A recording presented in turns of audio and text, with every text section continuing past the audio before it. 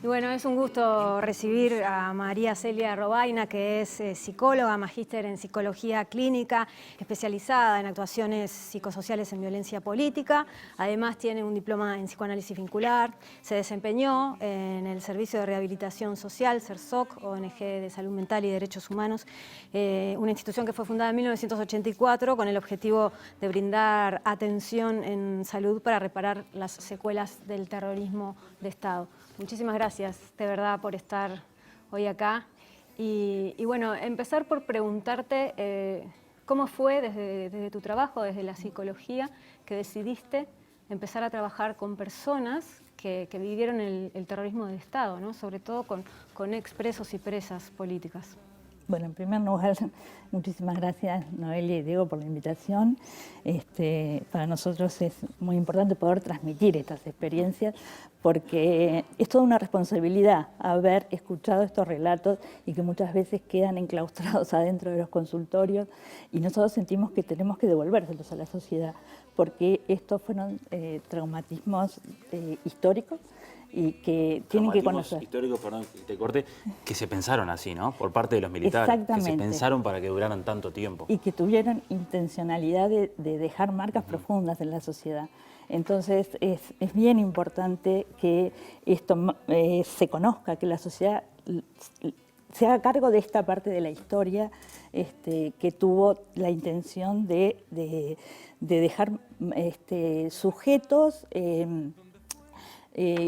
sometidos, que no se rebelaran, sujetos que no continuaran las ideologías que ellos consideraban subversivas y por lo tanto dejar una sociedad desmovilizada, que no se opusiera a los cambios y a las políticas económicas y al desarrollo del neoliberalismo, ¿no?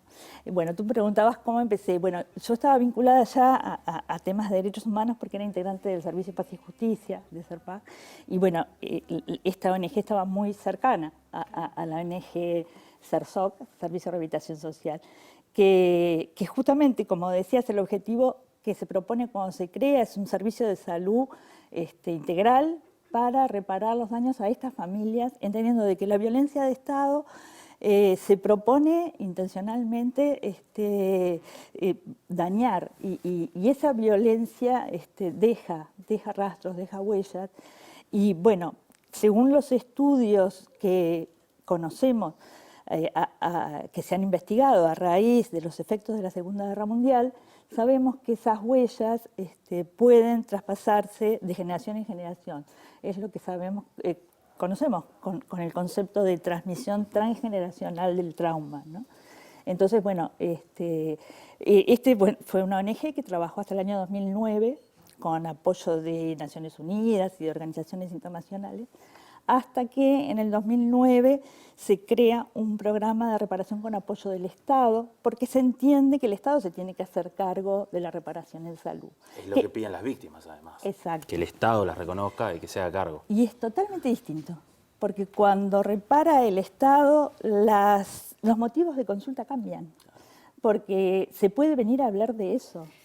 Empecemos como por lo primero. ¿Cuáles son las secuelas que deja, ¿no? a las víctimas del terrorismo de Estado? Primero a los presos y después también a los familiares, que también son Claro. víctimas de ese terrorismo, ¿no? Hay temas de identidad de las personas, hay temas de vinculación después, sí, ¿no? Hasta el día de hoy. ¿Cómo es? Sí, bueno, yo realicé una tesis de maestría donde entrevisté a psicoterapeutas en relación, que hubieran atendido a expresos políticos que hubieran sufrido prisión prolongada y tortura, ¿no?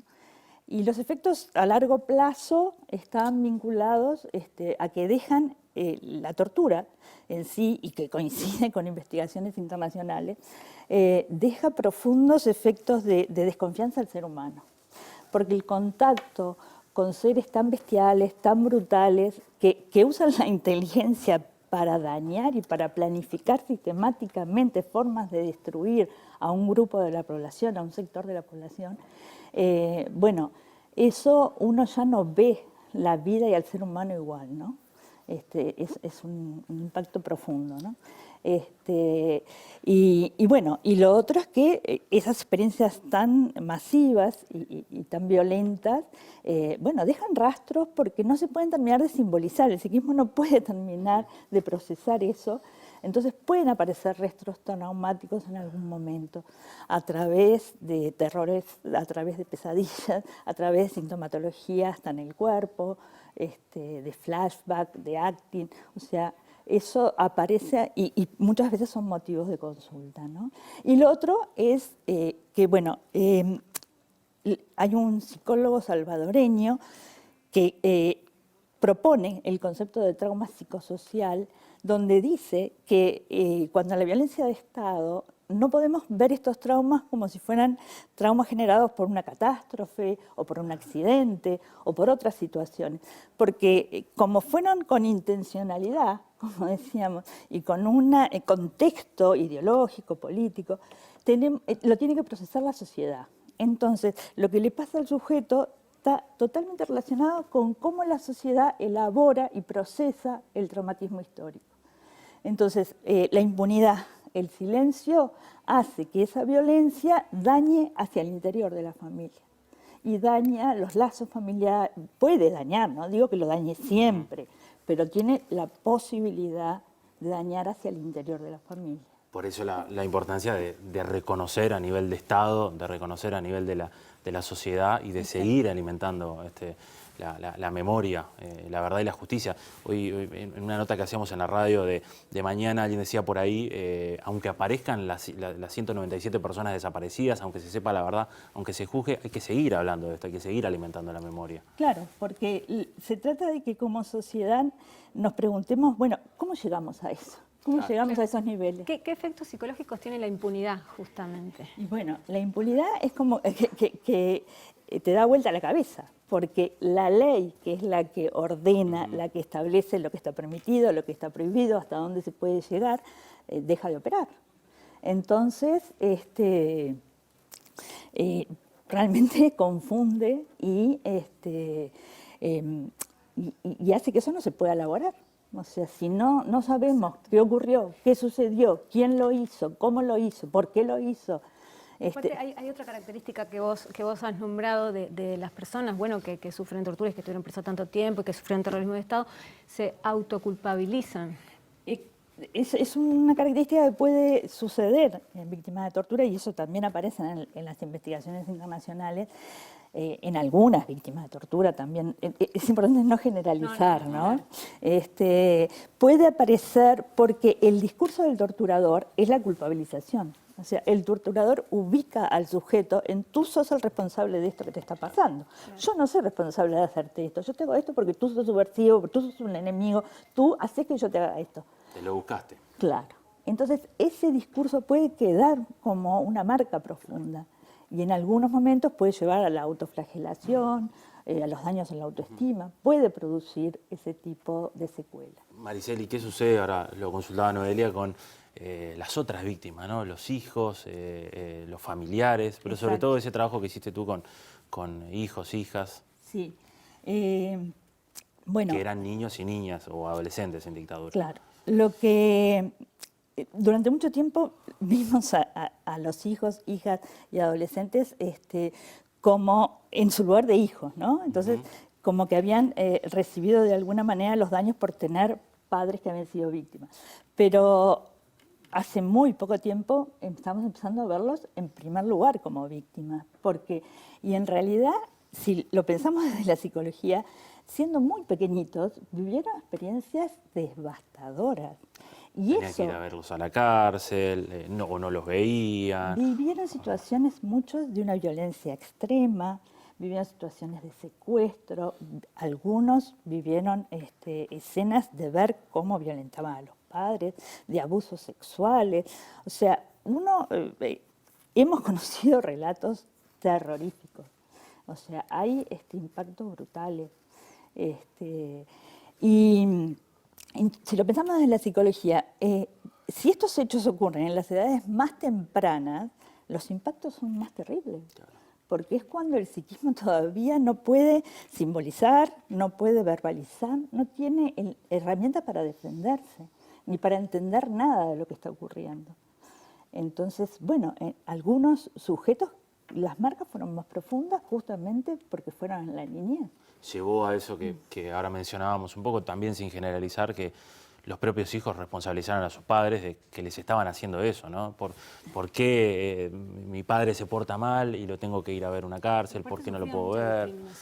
También, ¿no? A veces. aquellos que no tenían, los niños que no tenían el espejo en la escuela, que no tenían Exacto. otro par que viviera la misma situación. Es que tenemos que pensar todo el contexto, ¿no? Eran niños y niñas y adolescentes que fueron estigmatizados, que fueron discriminados y que sufrieron, bueno, por un lado sufrieron una cantidad de cambios, de pérdidas, de duelos. Algunos perdieron a sus seres más queridos, los hijos de los hijos y hijas de desaparecidos. Algunos les asesinaron a sus madres o a sus padres. Otros murieron en las cárceles, porque muchos murieron en las cárceles, y muchas veces por falta de atención médica, por ejemplo.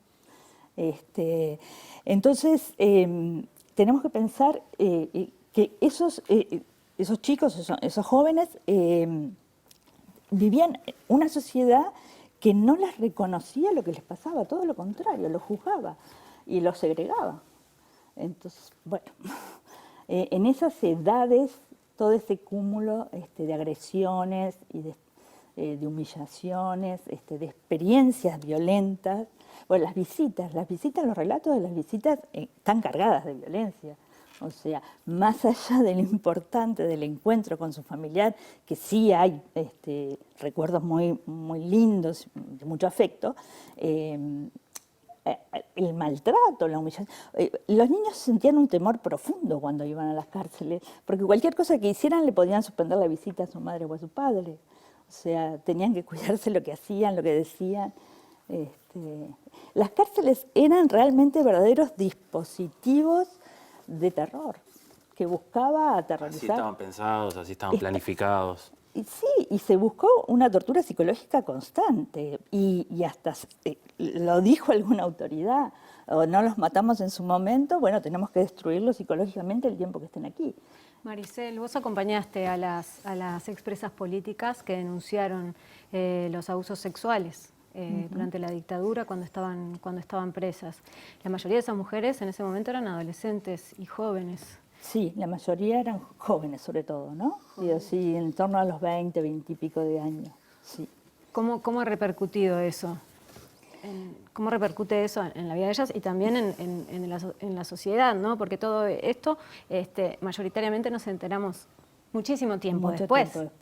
Era algo como que se ocultó, se sabía de las torturas y eso, pero este tipo de tortura no se supo tan pronto. De hecho, esas mismas mujeres les costó hasta con su propia familia contarlo, en su propia familia no les creían también. Y sí, es un gran tabú. O sea, la violencia sexual en general cuesta hablarla, y cuesta muchísimo hablarla al interior de las familias también, ¿no? Ahora, estas mujeres les costó hablarlo entre ellas, reconocer esto, que en la cárcel no se habló, en la cárcel no hablaban de este tema, como tampoco hablaban de la tortura. Porque tampoco todas eran abusadas. Bueno, ¿no? Pero tortura en los genitales tuvieron prácticamente todos. Todas, eso sí. Todas y todos, sí. Porque los hombres también tuvieron torturas sexuales. Entonces, el tabú era muy, muy fuerte. Por eso el acompañamiento que hicimos junto con la trabajadora social Alba Pastorini, fundamentalmente lo que consistió no fue en que hablaran de lo que le había pasado a cada una. Lo que más nos importaba era consolidar un grupo fuerte, para que ese grupo sostuviera, fuera como esa red que contiene para poder hablar de esto, para poder dar su testimonio frente a la justicia. Porque ese era el objetivo. El objetivo era llegar a la justicia y hacer la denuncia. Entonces, bueno, fue un proceso de más de 2 años, donde fuimos acompañando los distintos momentos, las distintas etapas, y bueno, el temor a cómo iba a reaccionar su familia al destapar esto, porque esto también genera mucha vergüenza hablar de estas cosas, son cosas muy íntimas, ¿no? Bueno, ese temor por supuesto que estaba, ¿no? Pero mayoritariamente las familias las apoyaron muchísimo.